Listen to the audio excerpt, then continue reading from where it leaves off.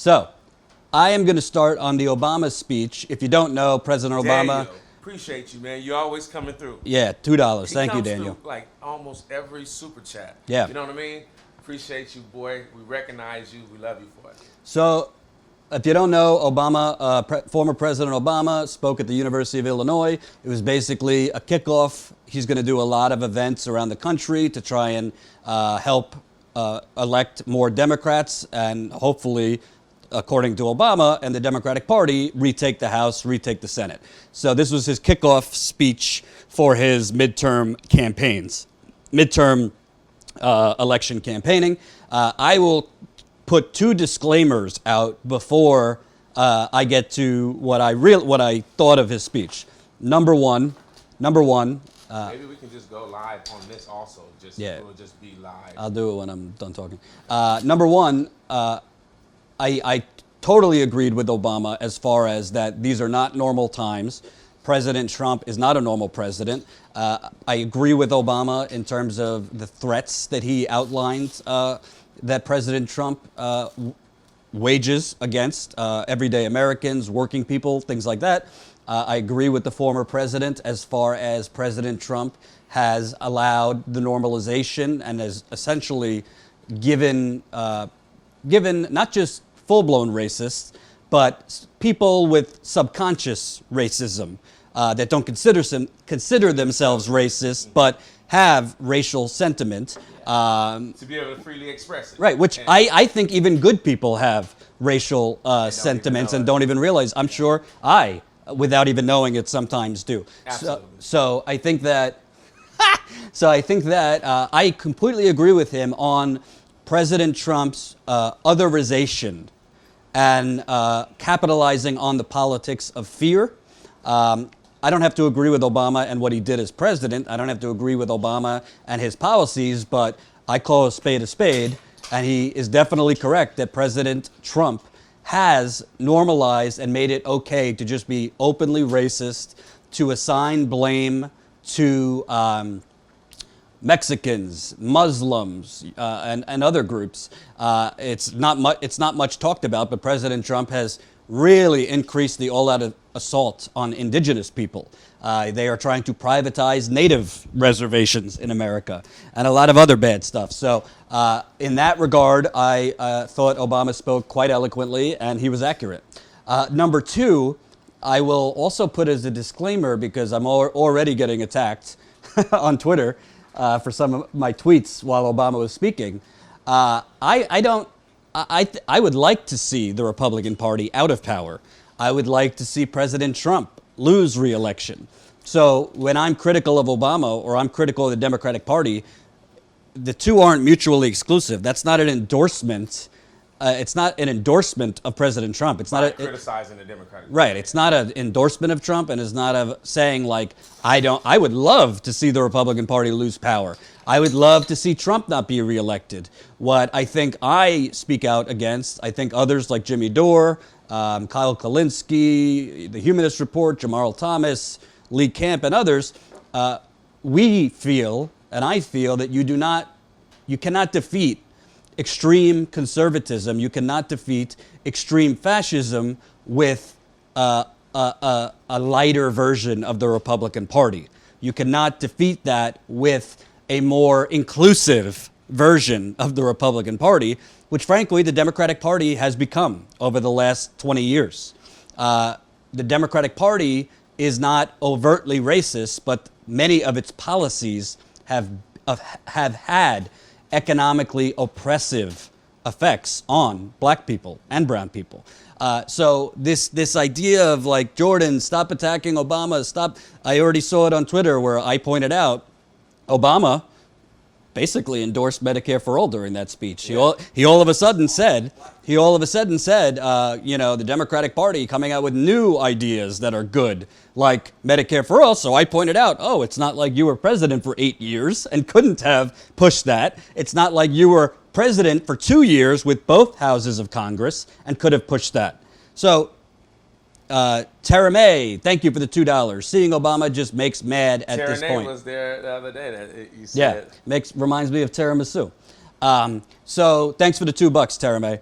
The point is, me criticizing Obama, yeah, go left. Me criticizing Obama is not a defense of President Trump. With all that said, I have to say, I thought his speech, for the most part, was pretty hollow. I thought his speech, for the most part, outside of pointing out the obvious, which I think his leadership and his gift for articulation is very good. Yeah. I think his pointing out the obvious about these are not normal times. This president has preyed on fear, elevated racism. I agree with all of that. However, I think President Obama is a really great example of how neoliberalism might not sound overtly fearful. Neoliberalism might come with very eloquent, great speeches. Neoliberalism might not come with really crazy, loony, fearful tweets. Neoliberalism might sound a lot better and might be less viscerally scary and disgusting to us. But neoliberalism has in large part been responsible for the explosion in income inequality over the last 30 years.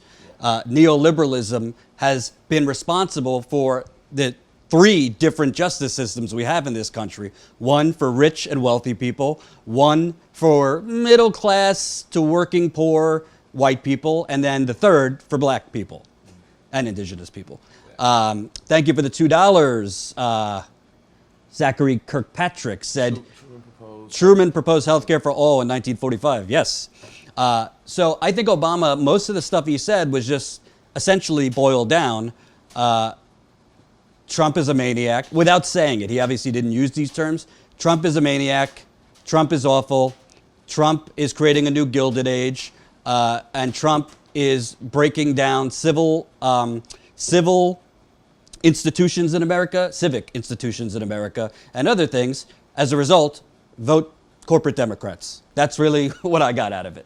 He didn't say corporate Democrats, but the majority of Democrats running in the House and Senate are your same old corporate Democrats. I feel and I feel the same way that I did. Now, well, for us to take the House, I don't think that's true, because for us to take the House, we have to have people that's not in the House right now, right? So you do have a lot of progressives that's running as well. So I think he's promoting them as well, because they will be the ones that would help take the House. They would have to be. Not really, because he's endorsed all the establishment candidates against their progressive challengers in the primaries. Yeah. But the progressives that have won, Andrew Gillum in Florida, Ocasio-Cortez, I'm sure he would endorse. He's not going to go rally for them, I don't think, but he would endorse them. My point is, what I am fearful of, obviously I'm saying this as a white person, so talking with full white privilege. I don't know what black people are going through. I don't know what brown people are going through under Trump. I certainly don't know what indigenous. I know of what they're going through, but I can't feel it and I can't have the same fear. But what I'm fearful of is we're going to go back to sleep. We're going to react to Trump. We're going to react to how awful Trump is, and we're going to react to how abnormal his tone is, the things he says, the things he tweets, and we're going to then put back in corporate Democrats with House Speaker Nancy Pelosi. And essentially, we're going to have a nicer version of neoliberalism, which is not going to help close the income gap, which is not going to help create universal health care. I said this to someone on Twitter, I'm not opposed to the Democratic Party taking back power over the Republican Party. I'm not opposed to a Democrat winning election in 2020. I am opposed to that happening if those Democrats to continually represent their donors. And I have not seen anything from the Democratic Party. I'm not talking about the progressives trying to win election as Democrats. I'm talking about Nancy Pelosi, Chuck Schumer, and the leadership of the Democratic Party. I have not seen anything from them since Hillary Clinton's loss in 2016 that leads me to believe they have learned any lessons about the populist revolt against bought-off government. I don't think they have learned any lessons from the populist revolt, both on the progressive side and a lot of Trump voters voted for him based on his fake populism. He was saying all the populist things. He obviously didn't follow through. I don't think the Democratic Party has learned that lesson. I think they are largely running in the 2018 midterms with the same exact strategy that lost the presidential election, which is Trump's awful, Trump's abnormal, Trump is a unique threat, and because of that, vote us back in. But without a message of what they're for, because the message of what they're for, the Democratic is match the mood of the exploding progressive movement. I did a video on this 2 weeks ago, and Ty, I want you to get in so it's not just me talking. I did a video 2 weeks ago. Medicare for All has now reached 70% approval rating. Medicare for All has now reached 70% of all Americans, 85% among Democrats, 52% among Republicans. That's the first time it has gone over 50% among Republicans. So why isn't every Democrat running on Medicare for All? Well, I'll tell you why, because the majority of them are indebted to their donors. So as much as I liked a lot of the things Obama said, I have had the fortune or misfortune, and so have you, to be out in the country. I have seen what's really going on, and just getting rid of Trump and putting back in Nancy Pelosi and Chuck Schumer and the Democratic establishment is not going to close that income gap. It is not going to increase wages, because it hasn't done it over the last 30 years. But see, that's not. I didn't get that was what he was saying. Well, you should put a disclaimer too. What? I put my disclaimer. Oh, that. You should put a disclaimer. Who do you consider? It doesn't. Wait, excuse me. Who do you consider Black Jesus? It doesn't matter. Who do you consider Black Jesus? Obama. Say it. Obama. So look, I went in on Twitter last week during Aretha Franklin and John McCain's funeral, and going back and forth with some people just talking about why Obama wasn't there. And obviously, a lot of black people have a soft spot in their hearts for Obama, and I do also. But I think because I adore and love him so much, that we don't want to lose. Well, that I would be critical of him.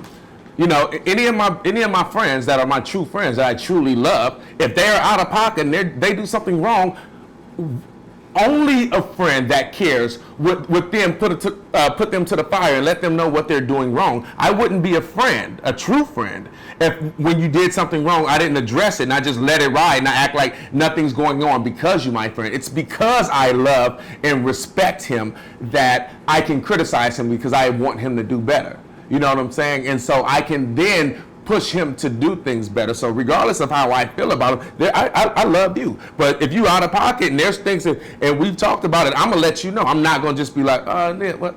Nah, you good. No, I'm gonna let you know. I think that's a part of love. You know what I'm saying? It's easy to ridicule someone you hate. Anyone can do that. We do that all day. Mm-hmm. But to ridicule someone you love takes love. It takes genuine love. You know what I'm saying? So, you know, that's how I feel. But anyway, to go back to the point, I don't think that he was necessarily saying go against Trump and put someone that's more establishment. I think generally what he was saying is, no, the future's in your hands. Like, we're here in this situation, we're dealing with what we're dealing with is because you did or did not go out to vote. And so I'm saying that the onus is on you. Regardless of where you vote, you are the creator of the outcome of it. So if you think that because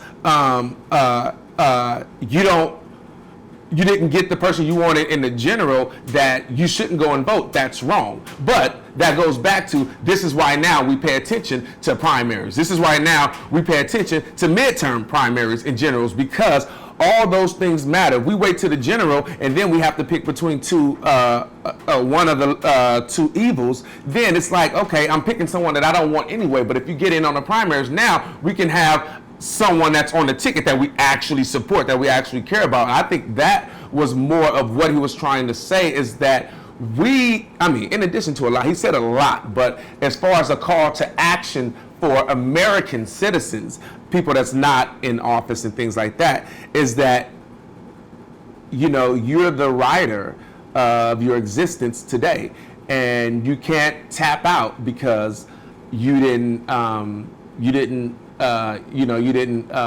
pay attention in the primaries, or you didn't pay attention in the midterm elections, and now you're saying my vote doesn't matter. Your vote always matters, and you need to know that your vote matters. And I think he gave some historical context to let you know that your vote matters, because better is worth fighting for.